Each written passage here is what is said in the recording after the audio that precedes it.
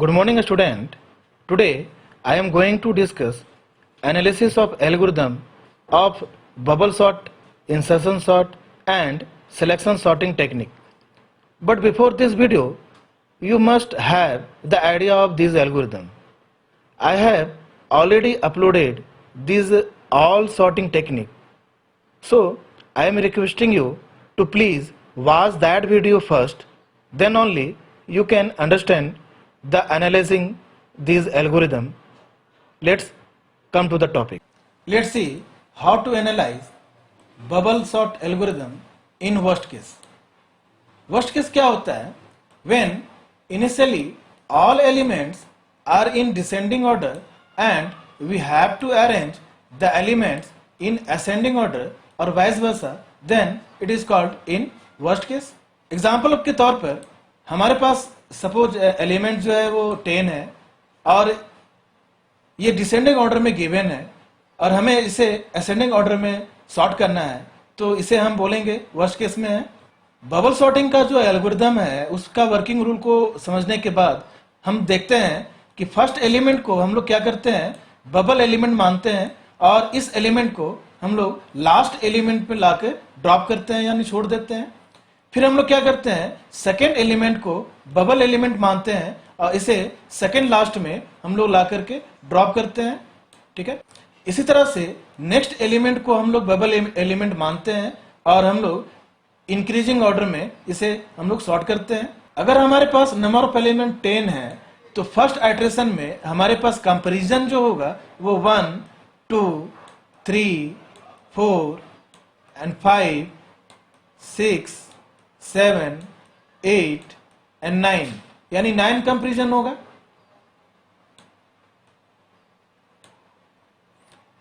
अब हम लोग क्या करेंगे, जो लार्जेस्ट एलिमेंट जो हम लोग लास्ट में लाके ड्रॉप किए थे, है ना, उसको हम छोड़ देंगे.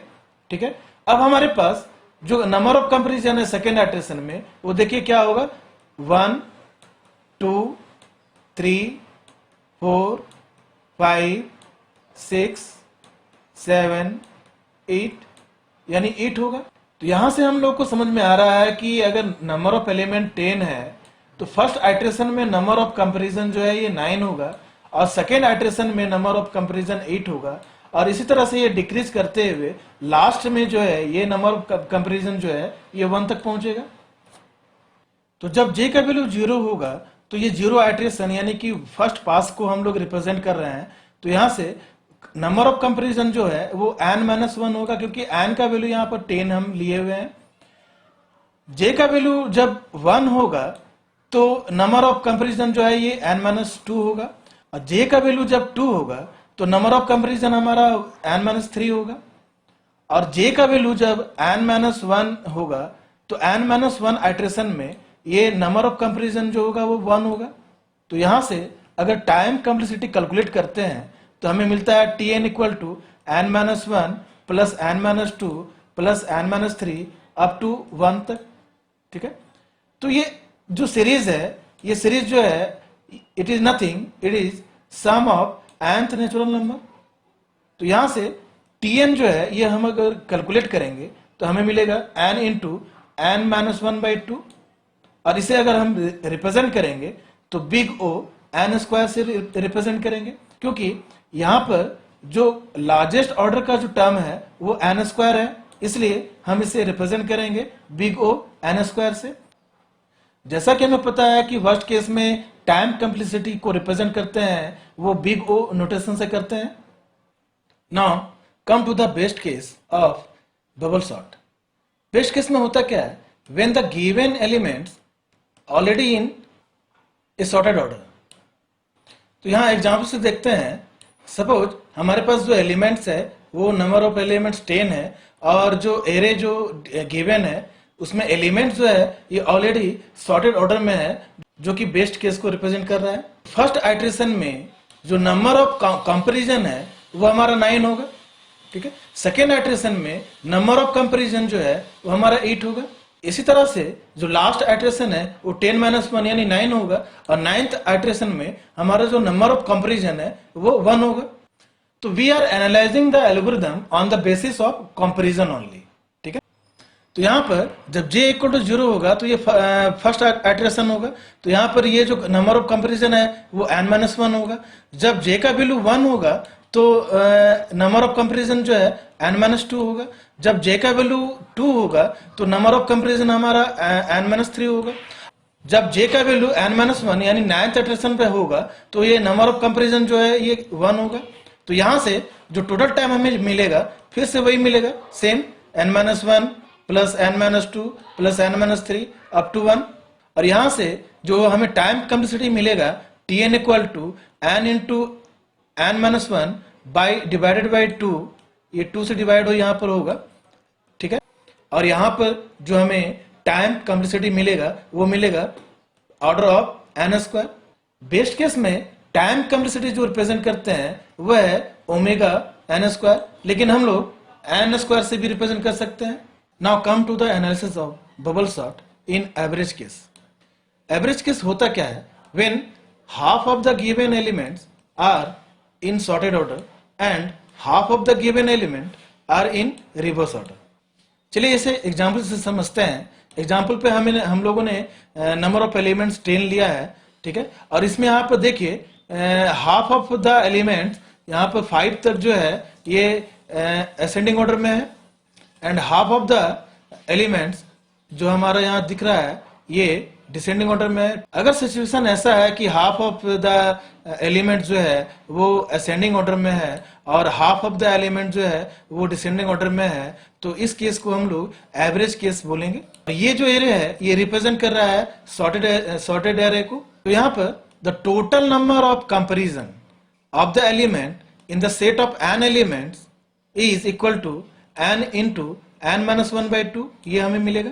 Thus, the number of elements that does not place in the proper sequence are as follows। यहाँ पर जो टाइम कम्प्लेक्सिटी जो हम निकालेंगे Tn that is equal to half of n into n-1/2, ये हमें मिलेगा।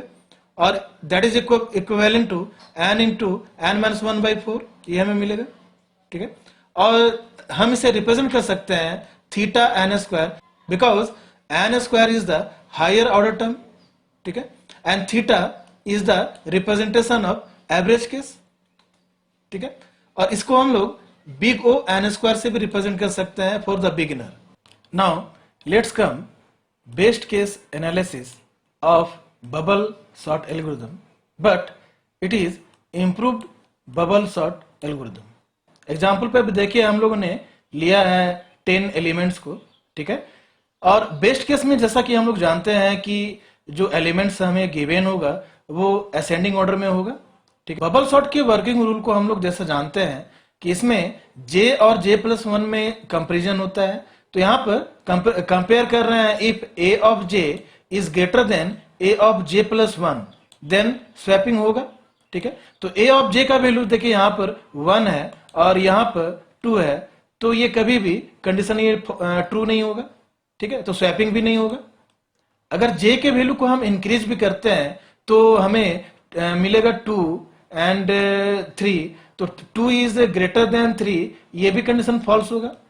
तो बेस्ट केस में हमेशा ये जो कंडीशन है ये कंडीशन फॉल्स होगा और स्वैपिंग भी नहीं होगा, ठीक है। यहाँ देखिए मैंने एल्गोरिथम लिखा है, यहाँ पर फ्लैग जो है इंट फ्लैग इसे 1 से इनिशियलाइज किया गया है, ठीक है। और यहाँ पर एल्गोरिथम में जैसा कि हम लोग जानते हैं कि फॉर लूप ये आउटर लूप है और ये जो फॉर लूप है ये इनर लूप है।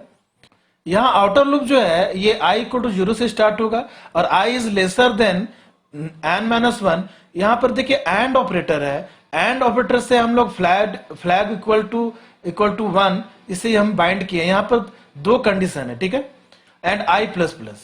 फ्लैग को फिर से हम लोग यहाँ पर 0 इनिशियलाइज कर दिए हैं। और यहाँ पर इनर लूप जो है ये चल रहा है, बबल सॉर्टिंग का एल्गोरिथम को आप फिर से देखिएगा, ठीक है। और ये जो इनर लूप है यहाँ पर ये कंडीशन को हम लोग चेक कर रहे हैं। If this condition is true then flag जो 0 जो हम लोग किए हुए हैं इसको हम लोग कर देंगे 1, ठीक है। लेकिन ये कंडीशन कभी भी ट्रू नहीं होगा, जैसा कि हम यहाँ डिस्कस किए हैं कि बेस्ट केस में हमें जो एलिमेंट गिवन होता है वो असेंडिंग ऑर्डर में मिलता है। तो जब i का वैल्यू 0 होगा तो यहाँ पर फ्लैग जो है ये 1 है, तो कंडीशन जो है ये ट्रू है।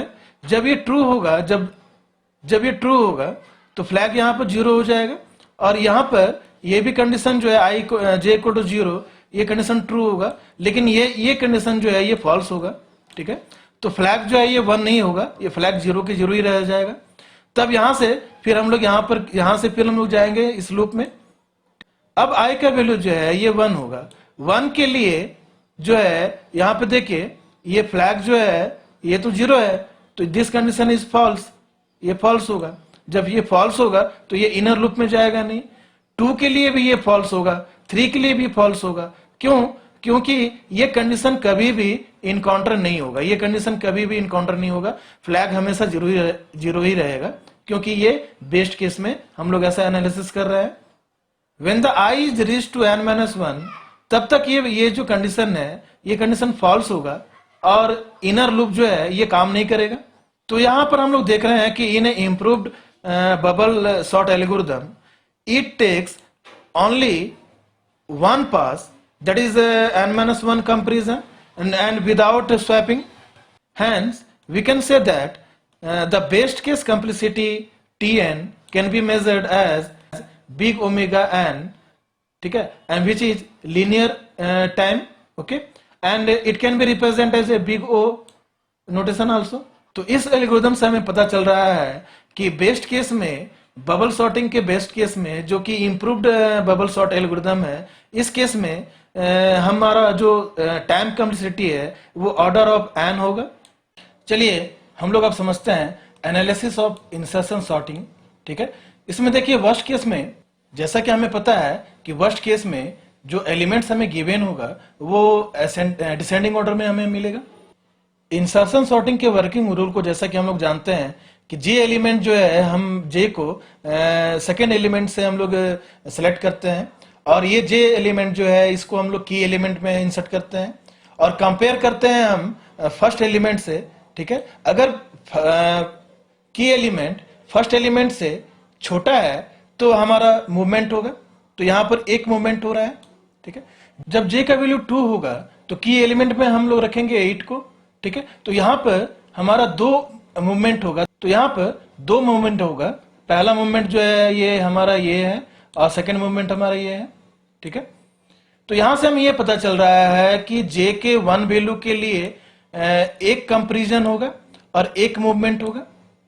जब जे 2 होगा तो 2 कंपैरिजन होगा और 2 मूवमेंट होगा, और जब जे 3 होगा तो 3 कंपैरिजन होगा और 3 मूवमेंट होगा। ठीक है, इस तरह से हम लोग अगर जे को एन तक ले जाएंगे तो एन कंपैरिजन होगा और एन जो है हमारा वो मूवमेंट होगा।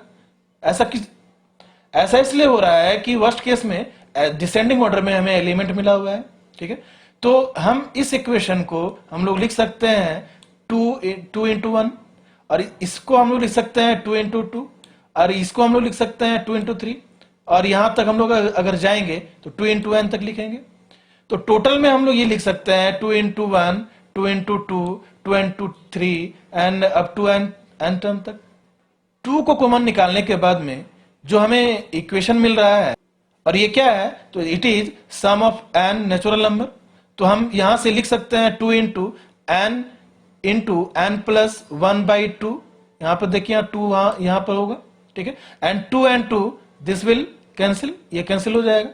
तो इक्वेशन में हमें मिलेगा ऑर्डर ऑफ n स्क्वायर। तो इंसर्शन सॉर्टिंग में वर्स्ट केस में जो टाइम कम्प्लेक्सिटी है वो ऑर्डर ऑफ n स्क्वायर होगा। चलिए अब हम लोग समझते हैं best case analysis of insertion sorting.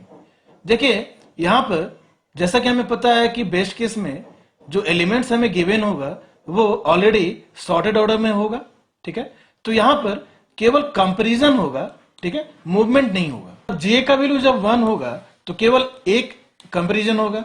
जब जे का वैल्यू 2 होगा तो ओनली 1 कंपैरिजन ही होगा। जब जे का वैल्यू 3 होगा तो भी 1 ही कंपैरिजन होगा। इस तरह से जब जे का वैल्यू n होगा तो 1 ही कंपैरिजन होगा। तो यहां से अगर हम टोटल टाइम निकालें तो हमें मिलेगा 1 + 1 + 1 अप टू n टर्म। ठीक है, तो ये जो है ये लीनियर ऑर्डर में है, इसीलिए इसको हम लोग लिख सकते हैं order of n only. Best case में टाइम कम्प्लेक्सिटी जो है इंसर्शन सॉर्टिंग का वो ऑर्डर ऑफ एन है, ठीक है, और ये लीनियर टाइम है। एवरेज केस में इंसर्शन सॉर्टिंग में हम लोग देखते हैं तो ये ऑर्डर ऑफ एन स्क्वायर होता है। तो चलिए अब हम लोग देखते हैं analysis of selection sorting technique, ठीक है। सिलेक्शन सॉर्टिंग के वर्किंग रूल को हम लोग जानते हैं, जैसे कि हम लोग ने देखा है कि सिलेक्शन सॉर्टिंग में हम लोग क्या करते हैं, फर्स्ट एलिमेंट को हम लोग सेलेक्ट करते हैं और रिमेनिंग एलिमेंट से हम लोग कंपेयर करते हैं। सबसे लार्जेस्ट वैल्यू को हम लोग बॉटम में लाके छोड़ देते हैं। इसी तरह से हम लोग सेकेंड एलिमेंट को फिर सेलेक्ट करते हैं, रिमेनिंग से कंपेयर करते हैं और सेकेंड बॉटम में हम लोग फिर लार्जेस्ट एलिमेंट को हम लोग लाके छोड़ते हैं और इस तरह से हम लोग जो है इसे सॉर्ट करते हैं। अगर नंबर ऑफ एलिमेंट हमारा 5 है तो कंपैरिजन जो है वह हमारा फर्स्ट आइटरेशन में कंपैरिजन जो है वो हमारा 4 होगा, ठीक है, यानी कि 5 - 1 होगा। When the number of element is n, then जब i के वैल्यू जब 0 होगा तो ये कंपैरिजन जो होगा वो n - 1 होगा और i का वैल्यू जब 1 होगा तो कंपैरिजन जो है वो हमारा n - 2 होगा। जब i का वैल्यू जब 2 होगा तो नंबर ऑफ कंपैरिजन जो है हमारा n - 3 होगा और i का वैल्यू जब हमारा n - 1 होगा तो नंबर ऑफ कंपैरिजन जो है वो 1 होगा, ठीक है। तो यहां से अगर टोटल टाइम हम निकालें तो हमें ये मिलेगा n - 1 plus n - 2 up to n term. और इसे अगर हम रिवर्स ऑर्डर में लिखना चाहें तो मिलेगा 1 + 2 + 3। Then finally we can calculate the time complexity of the selection sorting is n into n - 1 by 2 and which is order of n square, क्योंकि हायर ऑर्डर जो है हमारा n स्क्वायर ही होगा। तो यहां से सिलेक्शन सॉर्टिंग में बेस्ट केस में जो टाइम कम्प्लेक्सिटी है वो ऑर्डर ऑफ n स्क्वायर होगा, वर्स्ट केस में भी ऑर्डर ऑफ n स्क्वायर ही होगा और एवरेज केस में भी ऑर्डर ऑफ n स्क्वायर ही होगा। चलिए अब हम लोग देखते हैं टाइम कम्प्लेक्सिटी एनालिसिस का चार्ट को। इस चार्ट में देखिए यहाँ पर सॉर्टिंग एल्गोरिथम मैंने लिखा है, वर्स्ट केस लिखा है, बेस्ट केस लिखा है और एवरेज केस लिखा है। बबल सॉर्टिंग जो है इसमें वर्स्ट केस में n स्क्वायर लगता है, बेस्ट केस में ऑर्डर ऑफ n स्क्वायर होता है और एवरेज केस में भी ये ऑर्डर ऑफ n स्क्वायर होता है। इंसर्शन सॉर्टिंग में ऑर्डर ऑफ n स्क्वायर होता है, लेकिन बेस्ट केस में ये जो है ये ऑर्डर ऑफ n होता है, ठीक है, और एवरेज केस में ये ऑर्डर ऑफ n स्क्वायर होता है। सिलेक्शन सॉर्टिंग में तीनों केस में हमारा ये ऑर्डर ऑफ n स्क्वायर ही होता है। एक क्वेश्चन है जो कि बहुत ही इंपॉर्टेंट है आपके एग्जामिनेशन पॉइंट ऑफ व्यू से, यहां पर in modified bubble sorting algorithm best case में जो टाइम लगता है वो ऑर्डर ऑफ n लगता है जो कि लीनियर टाइम है, ठीक है। तो स्टूडेंट अगर आपको हमारा वीडियो समझ में आ गया है तो कमेंट सेक्शन में आप जरूर कमेंट कीजिएगा। इसी के साथ मैं वीडियो को एंड कर रहा हूं। Thank you for watching my video.